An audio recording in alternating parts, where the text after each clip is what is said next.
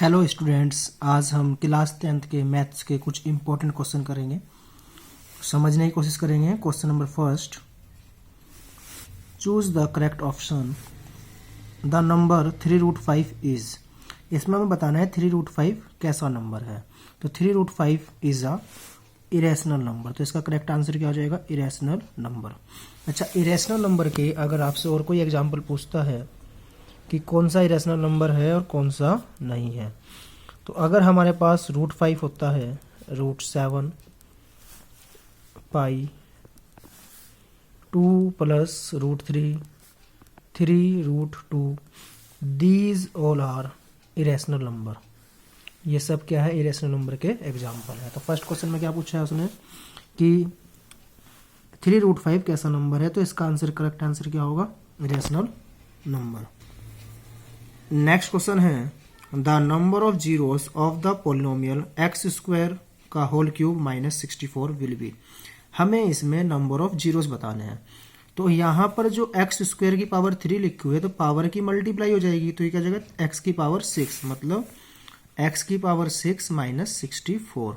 और number of zeros क्या होते हैं? जो वेरिएबल की मैक्सिमम पावर होती है उतने ही उसमें क्या होंगे?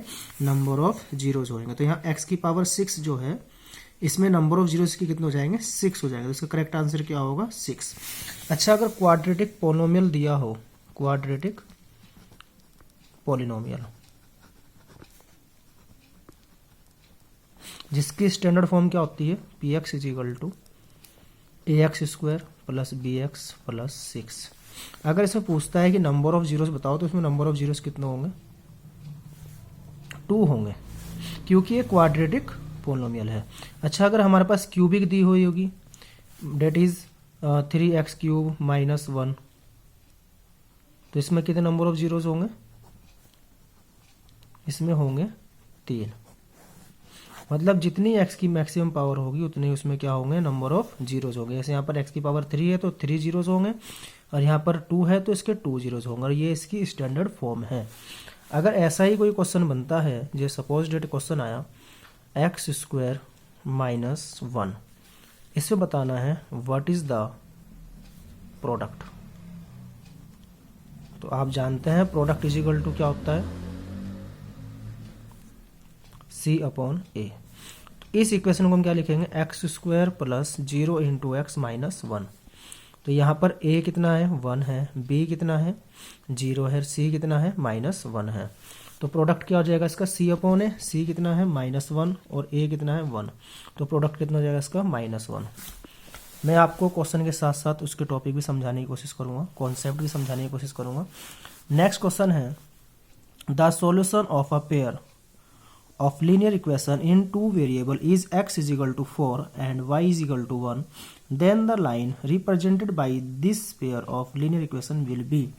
मतलब यहाँ पर क्या गिवन है? यहाँ पर pair of linear equation given है।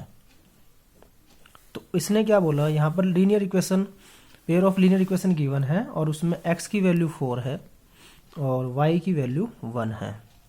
तो अगर पेयर ऑफ लीनियर इक्वेशन से x और y की वैल्यू निकल जाती है, तो इसका मतलब क्या हुआ कि ये जो लाइन है किसी एक पॉइंट पर इंटरसेक्ट कर रहे हैं, जिसमें x 4 है और y क्या है? 1 है। मतलब यूनिक सॉल्यूशन है। यूनिक सॉल्यूशन में क्या होता है? सिर्फ एक सॉल्यूशन निकलता है, मतलब only one solution, only one solution. तो यहाँ पर क्या है ये? इसका करेक्ट आंसर क्या होगा? Lines intersect at a point 4,1। अच्छा, अगर पूछता कोइंसिडेंट लाइन, तो कोइंसिडेंट लाइन किसको बोलते हैं? कोइंसिडेंट लाइन बोलते हैं, कोइंसिडेंट लाइन किसको बोलते हैं? कोइंसिडेंट लाइन जब एक लाइंस के ऊपर एक और लाइन हो, मतलब पेयर ऑफ लीनियर इक्वेशन में जो लाइंस हैं वो लाइन के ऊपर क्या होगी? दूसरी लाइन होगी। तो ऐसे लाइंस के जो सॉल्यूशन होते हैं वो क्या होते हैं? Infinitely many solution. That is, ऐसे पेयर ऑफ लीनियर इक्वेशन के आप बहुत सारे सॉल्यूशन फाइंड कर सकते हैं। नेक्स्ट दिया हुआ है पैरेलल सॉल्यूशन। इसी में ऑप्शन 1 दिया हुआ है पैरेलल लाइंस। तो पैरेलल लाइंस किसको बोलेंगे? जब ऐसी दो लाइन जो कभी एक दूसरे को इंटरसेक्ट नहीं करती और जिसके बीच का जो डिफरेंस होता है वो क्या होता है, डिस्टेंस जो होती है वो आपस में क्या होती है, सेम रहती है। तो ये दो लाइन कभी भी इंटरसेक्ट नहीं करेगी। जब ये इंटरसेक्ट नहीं करेगी तो इसका क्या होगा, नो सॉल्यूशन। तो ऐसे ही के लिए हम क्या कंडीशन बनेगी यहाँ पर, a1/a2 is equal to b1/b2 does not equal to c1/c2, parallel line. और ये पैरेलल लाइन एक कैसा सॉल्यूशन है, इनकंसिस्टेंट सॉल्यूशन है। इनकंसिस्टेंट सॉल्यूशन का मतलब जिसका कोई हल ना हो। और इनफाइनेटली मैनी सॉल्यूशन कैसा है, कंसिस्टेंट। और यूनिक सॉल्यूशन भी कैसा है, कंसिस्टेंट। तो इस वाले क्वेश्चन का आंसर क्या होगा, सेकंड वाला, लाइन इंटरसेक्टिंग एट पॉइंट 4,1। अब हम चलते हैं नेक्स्ट क्वेश्चन की तरफ। The roots of the quadratic equation x² - 3x - 10, इसके रूट्स पूछ रहा है। क्या है इक्वेशन, x² - 3x - 10 के इज इक्वल टू 0। यहाँ पर इसे पूछा है इसके रूट्स का नेचर कैसा होगा, रूट्स का नेचर कैसा होगा। तो रूट्स का नेचर फाइंड करने के लिए we will find discriminant whose formula is d is equal to b² - 4ac। अब इस इक्वेशन में a b c की वैल्यू क्या है, x² के साथ क्या है 1, तो ये किसकी वैल्यू होगी, a की। और x के साथ क्या है -3, किसकी वैल्यू होगी, b की। और -10 क्या हो गया, c। तो c की वैल्यू कितनी होगी, -10। मतलब on comparing with ax² + bx + c, a is equal to -1, b is equal to -3, c is equal to -10। Now put this value in discriminant b² - 4ac, b that is -3 का square, 4a 1 है, c -10 है। -3 का square क्या होता है 9, minus minus plus, 4 10 जा 40, जब हम इसको ऐड करेंगे तो कितना आएगा 49। तो यहाँ पर जो डिस्क्रिमिनेंट है वो पॉजिटिव आया, मतलब 0 से बड़ा आया। तो इसका आंसर क्या होगा, 2 डिस्टिंक्ट रियल रूट्स। डिस्टिंक्ट का मतलब डिफरेंट, डेट इज अलग अलग रूट्स आएंगे। अच्छा, अगर 2 इक्वल रियल रूट्स आते हैं तो क्या होगा, d इज इक्वल टू 0 होगा, मतलब डिस्क्रिमिनेंट 0 के इक्वल होएगा। अगर डिस्क्रिमिनेंट नेगेटिव आता है, नेगेटिव बोले तो 0 से कम, तो इसके क्या होंगे, no real root, that is imaginary roots. अब हम चलते हैं नेक्स्ट क्वेश्चन की तरफ। नेक्स्ट क्वेश्चन है, for the AP 3,1 -1 -3 the common difference d is. इसमें हमें कॉमन डिफरेंस फाइंड करना है। तो d इज इक्वल टू क्या होता है, A2 - A1।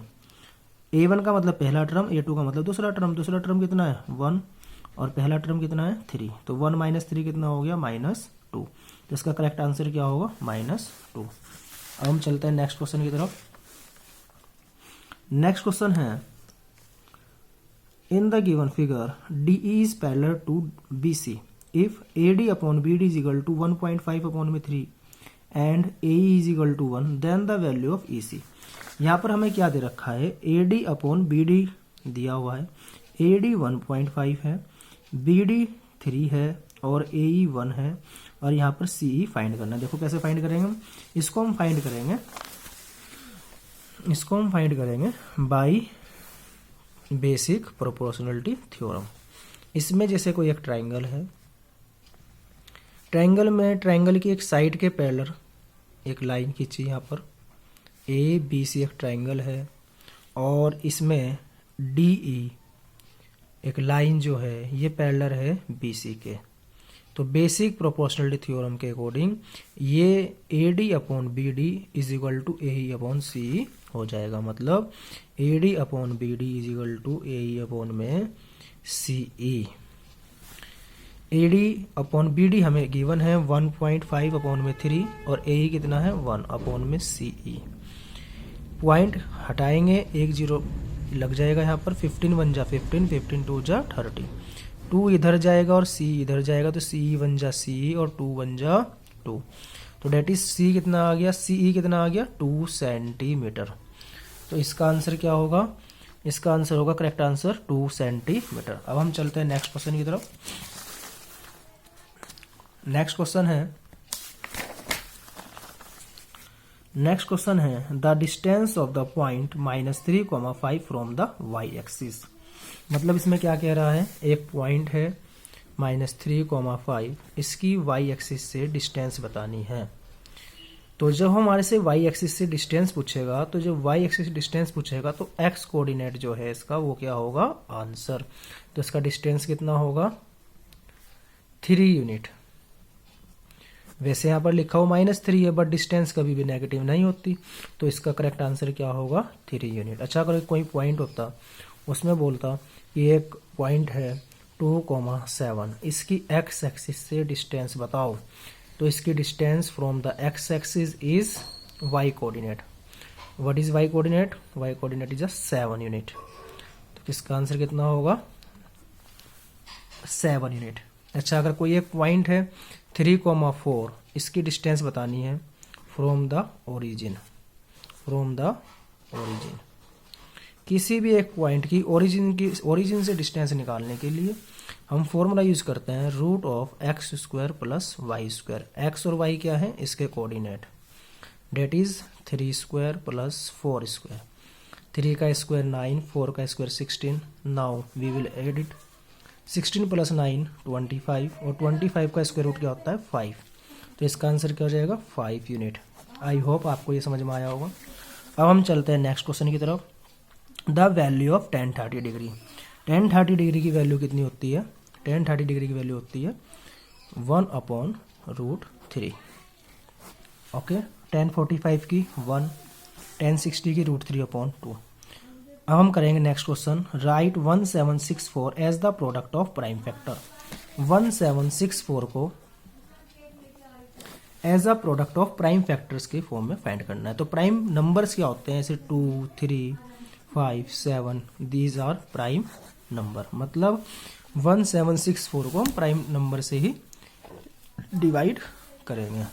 तो यहाँ पर क्या लिखा हुआ है, ऐसे 1764 लिखा हुआ है, सबसे पहले 2 से डिवाइड करेंगे, 2 8 16, 1 कैरी आगे हो गया तो 16 हो गया, 2 8 16, 2 2 जा 4, फिर 2 से करेंगे 2 4 जा 8, 2 4 जा 8, 2 1 जा 2। फिर हम इसको डिवाइड करेंगे 7 से, 7 6 जा 42, 2 रिमाइंडर बचेगा 21, 7 3 जा 21। फिर हम इसको किससे डिवाइड करेंगे, अगेन हम इसको 3 से करते हैं, 3 2 जा 6, 3 1 जा 3, फिर अगेन 3 से करते हैं, 3 7 जा 21, 7 1 जा 7। यहाँ पर हम इसको 3 से भी डिवाइड कर सकते थे। तो 1764 का प्रोडक्ट ऑफ प्राइम फैक्टर्स क्या होगा, 2 × 2 × 3 × 3 × 7 × 7। That is the answer. इसमें आपकी बुक में क्वेश्चन और भी दिया हुआ है, 7429। 7429 को as a product of prime factors की फॉर्म में लिखना है। तो कैसे करेंगे हम इसको, 7429 को, 7429 सबसे पहले हम इसको डिवाइड करेंगे 17 से, 17 4 जा 68, कितना बचेगा रिमाइंडर, यहाँ पर 6 बचेगा, 62 हो जाएगा। 17 3 जा 51, कितना बचेगा, 11 बचेगा, तो 119 हो जाएगा, और 17 7 जा 119। फिर हम इसको करेंगे 19 से, तो 19 2 जा 38, 5 बचेगा, 19 3 जा 57, तो 23 से करेंगे तो इसका प्राइम फैक्टर्स का प्रोडक्ट क्या आ जाएगा, 17 × 19 × 23। ये भी एक अच्छा इंपॉर्टेंट क्वेश्चन है, इसलिए मैंने आपको बता दिया। 17 19 23 all are prime numbers. Okay, अब हम चलते हैं नेक्स्ट क्वेश्चन की तरफ, क्वेश्चन नंबर 3। इस क्वेश्चन में एक ग्राफ दिया हुआ है और क्या पूछ रहा है, find the number of zeros of the px। मतलब ये जो ग्राफ बना हुआ है इसमें कितने जीरोस हैं। तो जीरोस का मतलब जहां पर x पुट करने पर जो y है वो क्या आएगा, 0। तो x एक्सिस पर y की वैल्यू क्या होती है, 0। और ये ग्राफ जो है x एक्सिस को इंटरसेक्ट कर रहा है 2 पॉइंट्स पर। The given graph intersect at x axis 2 times, that is the number of zeros of px is 2। that is the answer। अब हम चलते हैं नेक्स्ट क्वेश्चन की तरफ। नेक्स्ट क्वेश्चन है, find out whether the following pair of linear equation are consistent और inconsistent. यहाँ पर एक पेयर ऑफ लीनियर इक्वेशन दिया है, हमें बताना है कि ये कंसिस्टेंट है या इनकंसिस्टेंट है। तो इसके लिए हम क्या करेंगे, हमारे पास क्या दे रखा है 2x minus 3y is equal to 8, 4x minus 6y is equal to 9।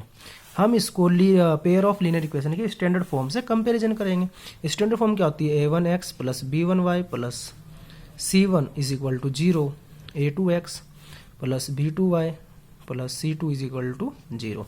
अगर हम इस 8 को दूसरी तरफ लेकर चले जाएंगे तो ये माइनस का 8 हो जाएगा, इज इक्वल टू इधर 0 हो जाएगा। इस 9 को दूसरी तरफ लेकर जाएंगे तो माइनस का हो जाएगा, इज इक्वल टू 0 हो जाएगा। तो a1 b1 c1, a2 b2 c2। तो यहाँ से हम a1 अपॉन a2 निकाल लेंगे। तो a1 कितना है 2, a2 कितना है 4, 2 1 जा 2, 2 2 जा 4, b1 कितना है -3, b2 कितना है -6, माइनस से माइनस कैंसिल, 3 1 जा 3, 3 2 जा 6, तो कितना आ गया 1/2। फिर हम निकाल लेंगे c1 अपॉन c2 कितना हो जाएगा -8 अपॉन -9, माइनस से माइनस कैंसिल। तो a1 अपॉन a2 1/2 है, b1 अपॉन b2 1/2 है, c1 अपॉन c2 8/9 है। That is a1 upon a2 is equal to b1 upon b2 does not equal to c1 upon c2।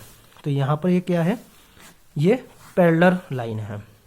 और जब parallel line होती है तो कभी इंटरसेक्ट नहीं करती, तो इस सॉल्यूशन को हम क्या बोलते हैं नो सॉल्यूशन। नो सॉल्यूशन का मतलब इनकंसिस्टेंट।